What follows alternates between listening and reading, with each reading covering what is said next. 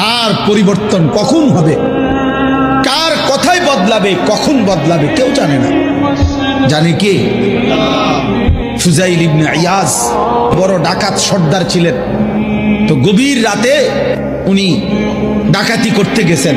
তো রাত্রিবেলা যখন গভীর রাতে এক বাড়িতে ডাকাতি করতে ঢুকছে, দরজার সামনে গিয়ে যখন দাঁড়াইছে তখন শুনতেছিল বাড়িওয়ালা ওই সময় আল্লাহর কোরআন পড়তেছে। উনি দরজায় দাঁড়াইয়া শুনতেছে যে বাড়িওয়ালা ভিতর থেকে আল্লাহর কোরআন পড়তেছে, আলাম ইয়ানি লিল্লাযীনা আমানু আন তাখশা কুলুবুহুম লিযিকরিল্লাহ। এই এক আয়াত ওনার কলিজা ছিদ্র করে ফেলছে।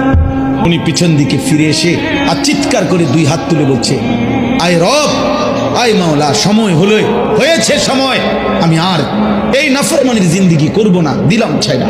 তখন তিনি ওই সময় রাত্রে তো আল্লাহর কাছে এক ফোঁটা চোখ